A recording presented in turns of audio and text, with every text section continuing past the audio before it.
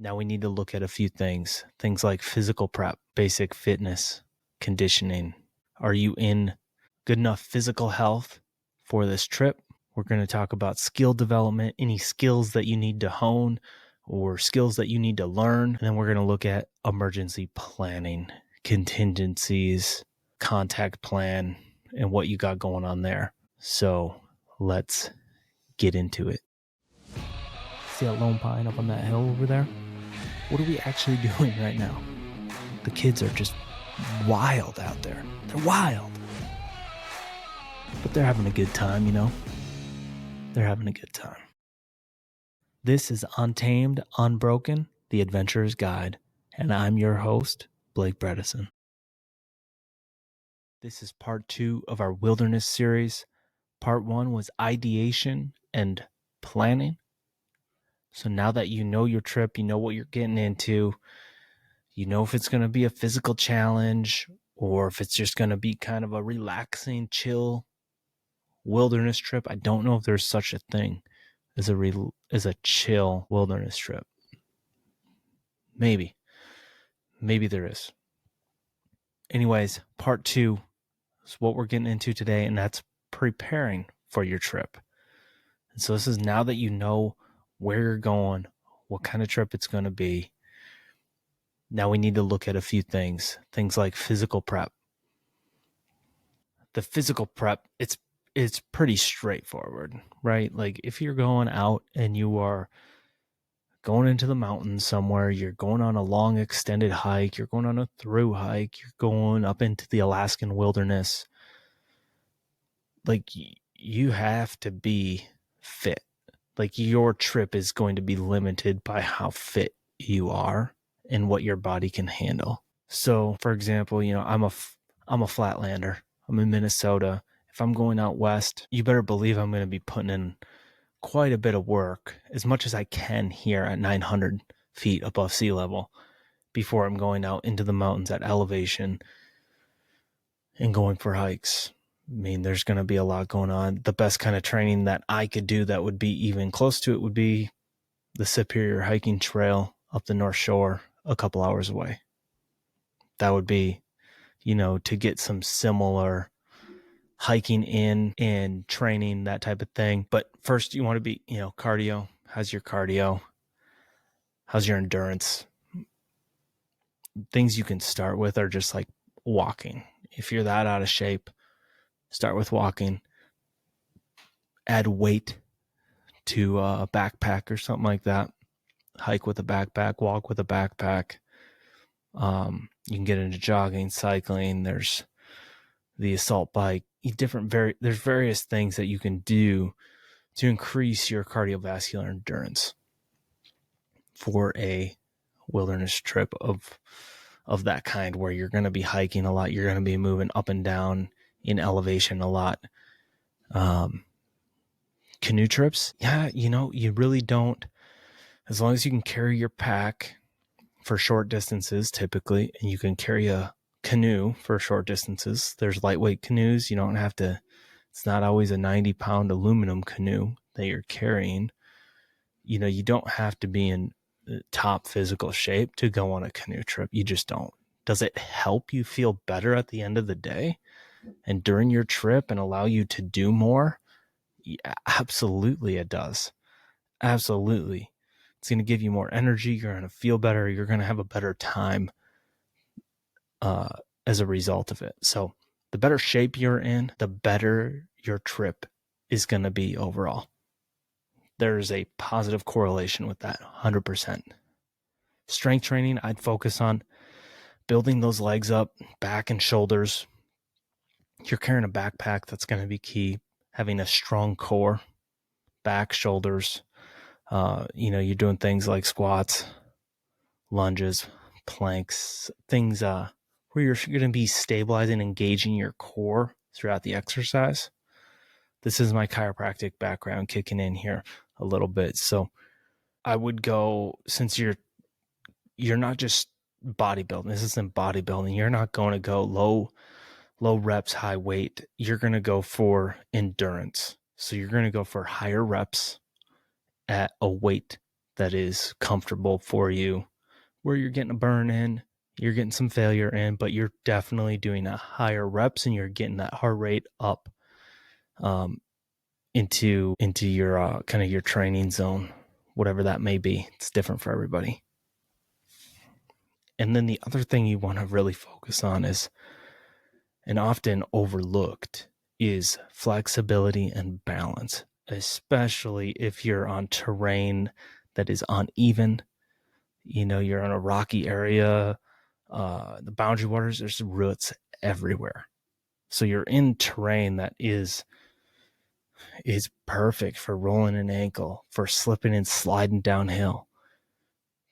Flexibility and balance they're going to help you prevent injuries in the long run. So throwing in some yoga, throwing in some Pilates, throwing in some mobility training, kin stretch.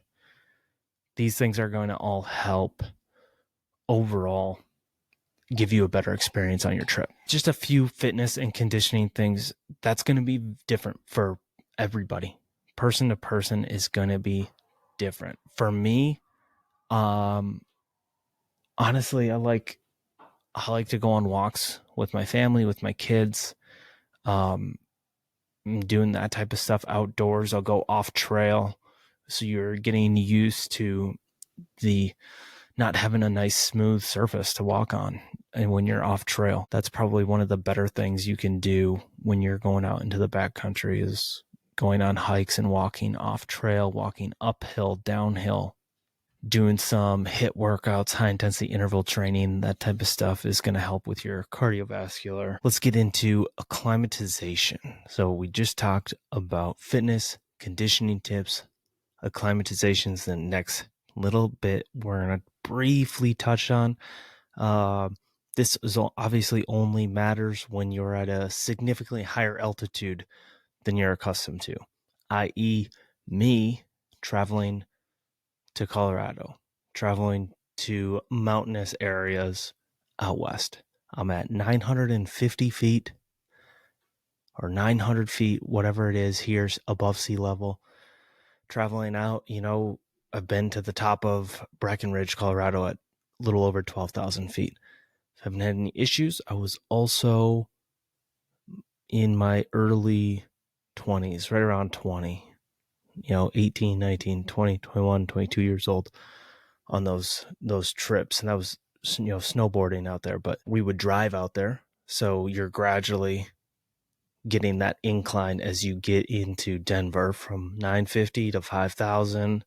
And then you're driving into the mountains. So it's not like we're flying out there and all of a sudden we're just at that elevation. But just know there is such a thing as altitude sickness, and you just want to be aware of it. Be aware if you're not acclimating, if you're not, acclimating gradually, if you're not staying hydrated, sometimes it will be fit. I've heard stories both ways. Even fit people that are in seemingly great shape fall ill to altitude sickness, fall prey to it. But it's just when your body doesn't acclimate to the lower oxygen levels at higher altitudes. Symptoms to be aware of: headache, nausea, dizziness. All right. So if you're caught in this, I believe the scenarios are, if you're caught in this, you just move to lower elevation, seek the appropriate care if needed. Just understand those symptoms so you catch it and you're not just continuing to push yourself. Let's cut all of that up to the beginning. Let's cut it all. So here we are. We're starting at 3 minutes. Acclimatization. So this is only going to be a big deal if you are camping or your trip is happening at a higher elevation than you're accustomed to, and significantly higher. It'd be like me going out west and hanging out at 12,000 feet with within a short amount of time. There's no time in between to acclimate. That's when you're going to be most prone. I'm at 900 feet above sea level here in Minnesota, where I'm at, and going out somewhere, you're prone to that because I'm not accustomed to it. I haven't had any issues when I've been in the mountains. But I also haven't been, other than snowboarding and hiking to a couple different peaks while snowboarding, I haven't really pushed myself too hard. I pushed those couple times, pushed myself, but we also didn't do that on day 1 that we were there. It was maybe day 2, 3, day 4 when we were there. So we had a bit of time to acclimate to the elevation. We drove from Minnesota to Colorado. We drove into the mountains. There's no flying going on, so you acclimate gradually in that regard. And then when you just hang around town, maybe you take a chairlift up, go down, you're not really pushing yourself all that hard physically. And so you do that for a couple days, and then your body's at that elevation, it's pretty much acclimated. At least we were. But just understand altitude sickness, understand some symptoms, headache, nausea, dizziness. If you're feeling those and you're at high altitude, bring yourself back down to a lower elevation. Okay?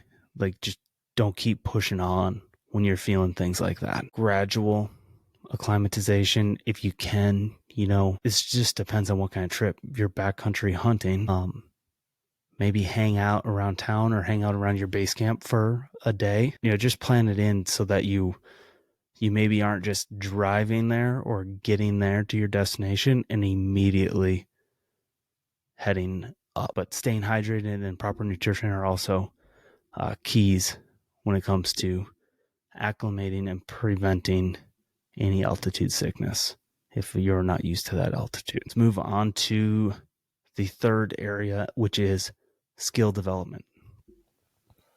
So camping in the wilderness, whether you are hiking, whether you're doing a canoe trip, whether you are hunting in the backcountry, it's going to require different skills, each one of those different skills, whether that's setting up, that's navigating. A few of the essential ones that you're going to want to make sure you know: navigation skills, first aid skills, camp skills. All right. So GPS is super helpful.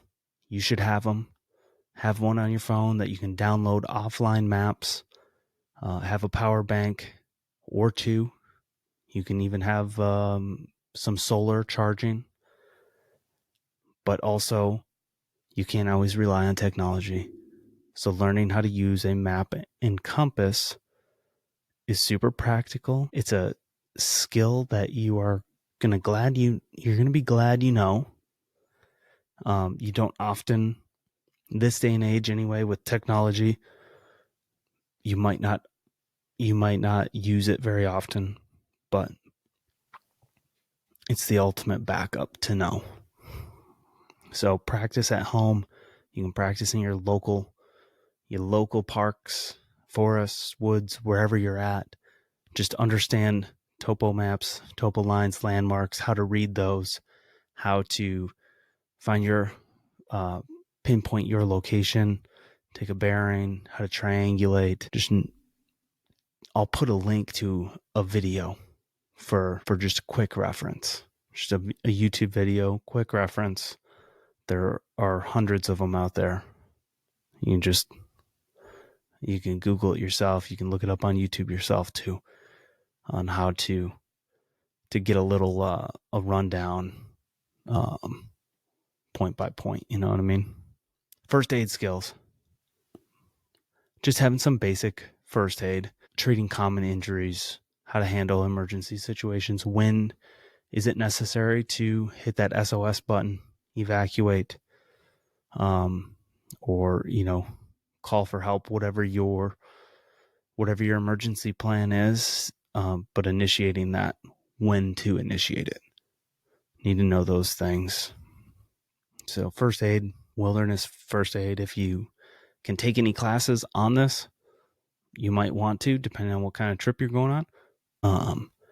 If you're going on a solo trip, maybe you should look into learning some skills and doing that first aid on yourself solo. And the third one here is camp skills. This is kind of a big one too. And this is the one that navigation skills super important. First aid skills, if it comes like in an emergency, you need to know.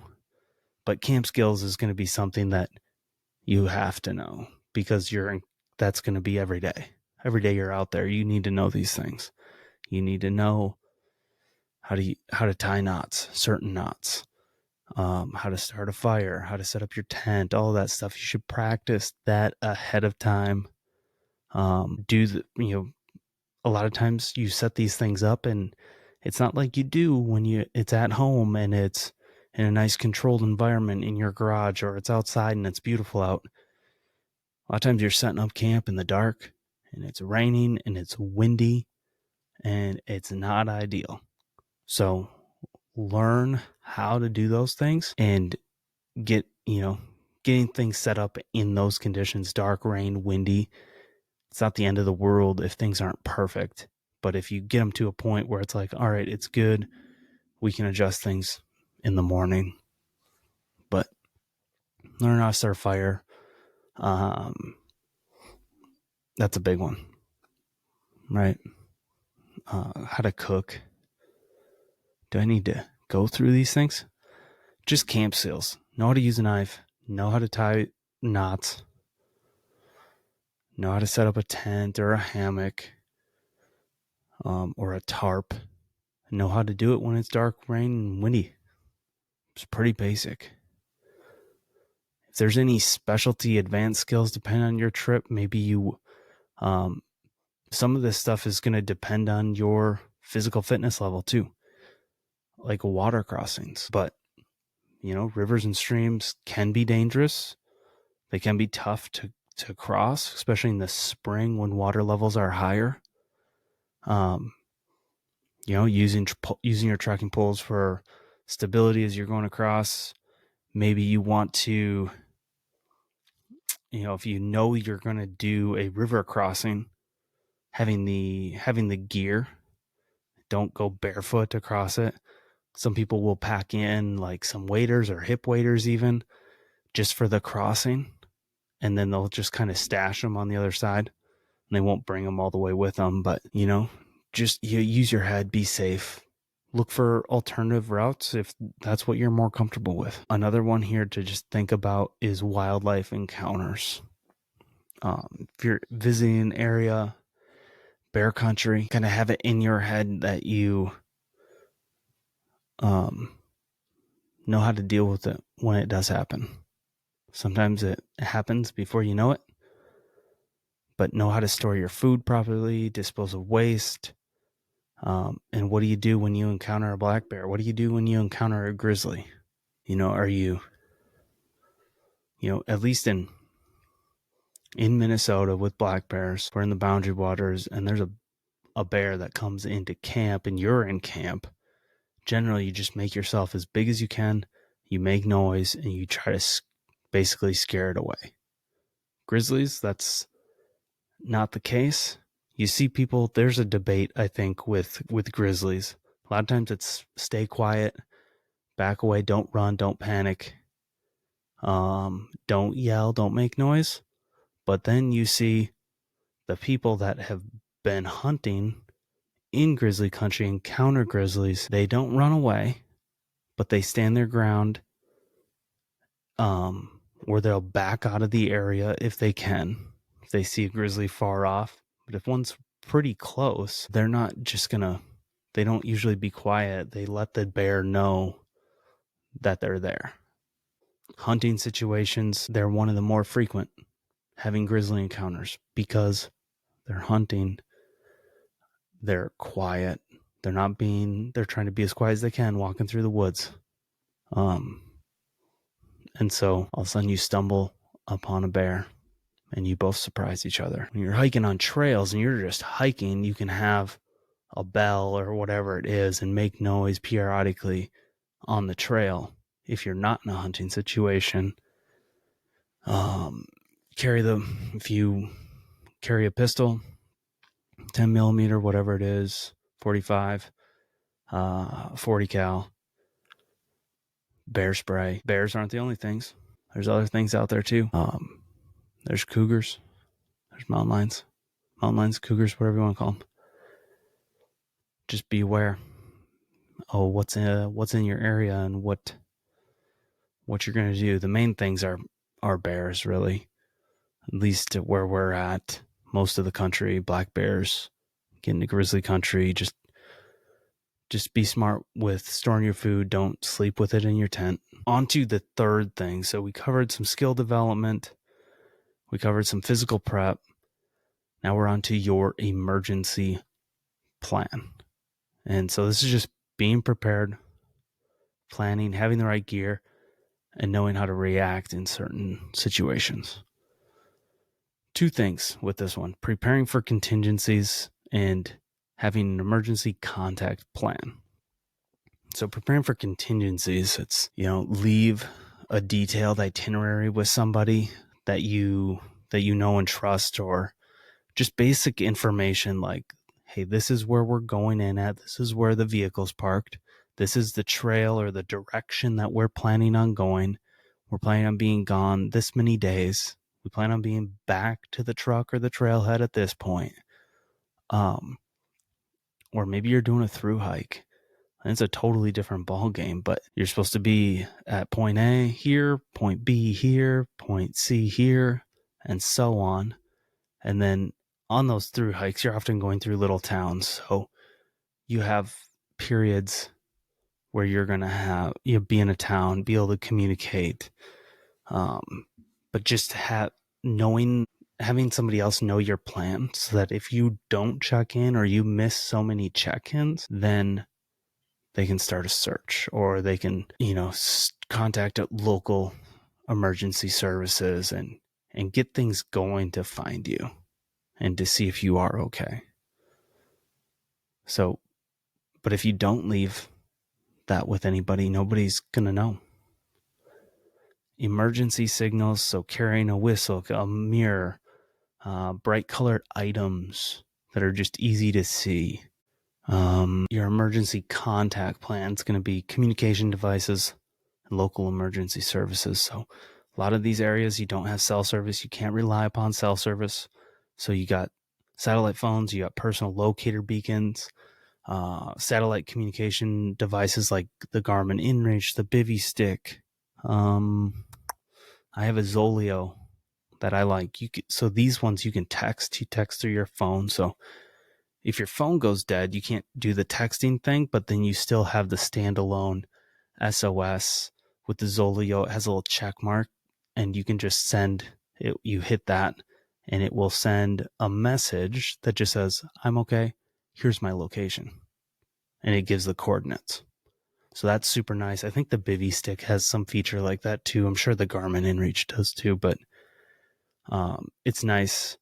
I know one of the Garmin's, I think maybe the bigger one, not the mini, you can text on the device. It's a little clumsy. It's nothing like your phone, but then it's a full standalone device, where if you want to do a text on your phone, you got to make sure that thing's plugged in and ready to go. Another thing here is knowing your local emergency services, having that contact information for local ranger stations, park services, emergency services, having that, and also having that information on the itinerary for the person that is not going with you, the person that you trust, know that it's kind of like waiting for you to check in and stuff at certain points.